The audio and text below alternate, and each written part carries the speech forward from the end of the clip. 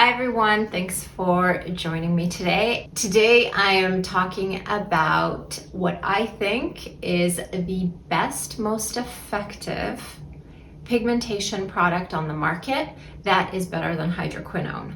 So it is not prescription, and I think the research, when I share it with you, will blow your socks off. So I'm really excited to talk about that. Before I do, I just want to give you a quick reminder to please subscribe, like, and share with your friends.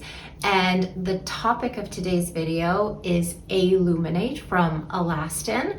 And I would really love to know if you've tried it and if you plan on trying it. And if you don't plan on trying it after this video, will you change your mind? It is pricey, but I think it's worth every penny. So let's get into first what it is, then we'll talk about the research and the results. Putting it simply, the A-Luminate Brightening Serum affects the melanocytes, which produce pigment, the keratinocytes, which are the skin cells, and the endothelial cells, which are part of the blood vessels in the vascular system. So it works on those three levels to help reduce hyperpigmentation. Now, how does that work? Well, with the melanocytes, it wants to calm them down, diminish the irritation or inflammation that may stimulate them and cause them to produce more melanin.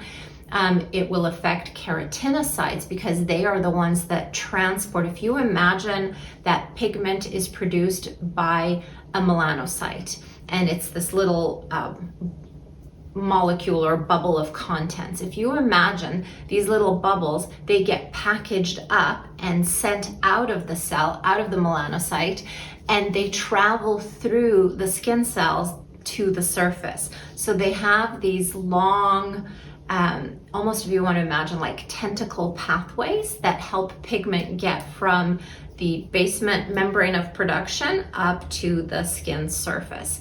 And the third part is the vascularity.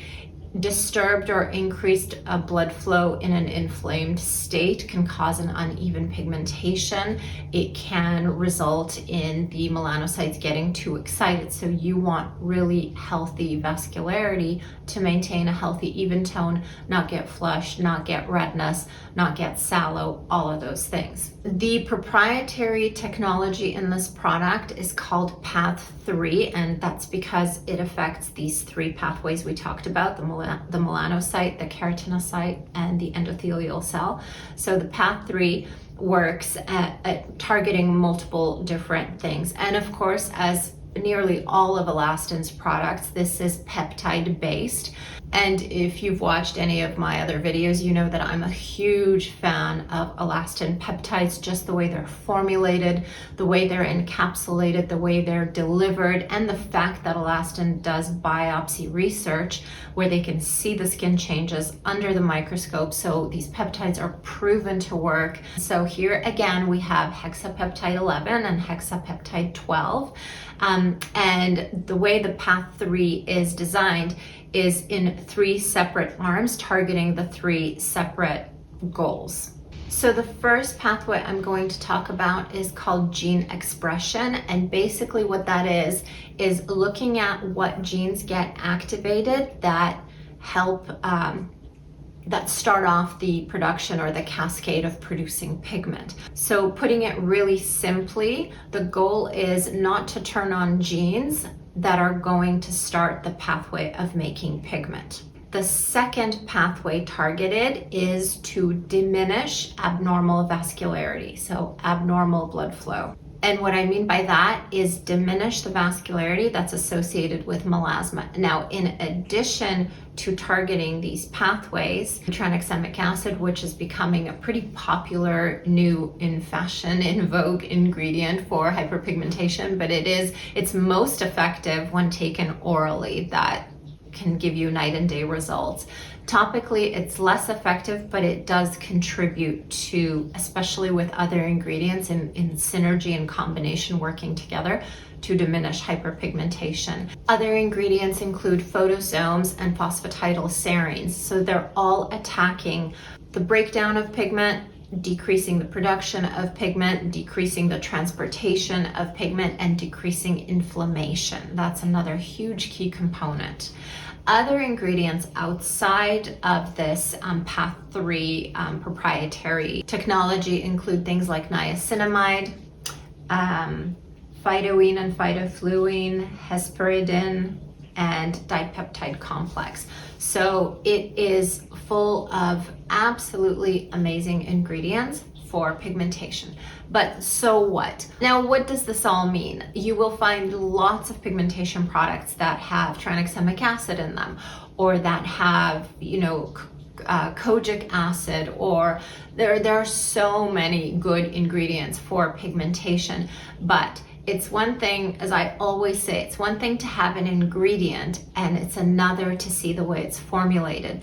And the best analogy I always have is from the kitchen. So if you have an egg, there's a huge difference. The ingredient is the same, egg, but imagine a raw egg in a shell, a scrambled egg, a baked cake, which has eggs in it, a pancake, over easy, whatever you want. They're all completely different because of the way they're formulated, even though the ingredient is the same.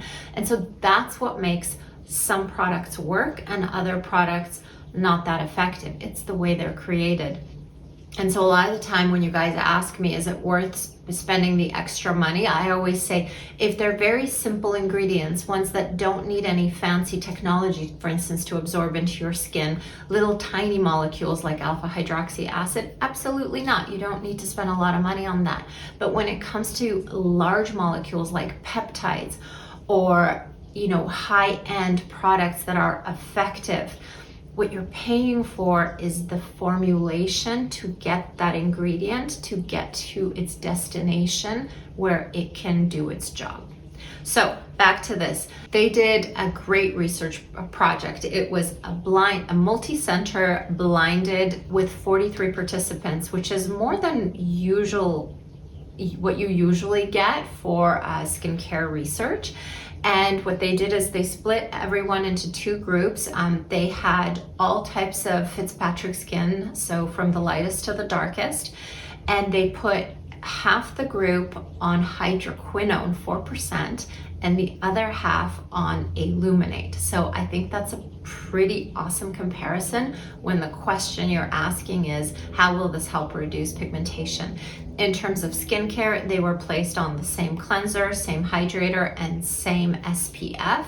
So the only element that was different between the two groups was the A-Luminate versus 4% hydroquinone. The other thing that was interesting is they carried it out for longer than usual. This trial went on for 24 weeks, and they looked at all kinds of endpoints, which was really interesting. So they looked for texture, radiance, pigmentation, obviously, and skin tone clarity. The way they collected their results and the way they made their observations was multifold. One was skin biopsies, one was a VisiaCam photography, so exactly the same lighting and the same environment to have comparison photos. They also used feedback from the participants every 4, 8, and 12 weeks. They also used modified melasma area and severity index, or MMASI, which is just a specific way of measuring different regions of the face and calculating a score. Now let's talk about the results, because this is where hydroquinone fell far in the back. The A-Luminate outperformed the hydroquinone on every type of scoring system. From the MASI score to the clarity, radiance, to the self-assessment by the participants describing whether or not they saw a change in improvement on their face. And that involved the skin tone, clarity, radiance, and texture. So all the results were statistically significant. And there's more. Another element that they looked at was tolerability. In other words, how well did people tolerate this? Did any have to drop out? Was it, did they have an allergic reaction, or did they have an adverse event? And so when they compared, again, A-Luminate to hydroquinone, they found that there were 0 adverse reactions. Everyone could tolerate the product. No one had any significant redness, itchiness, or irritation from the product, whereas the hydroquinone group did experience these adverse reactions, and everyone tolerated A-Luminate without any adverse effects.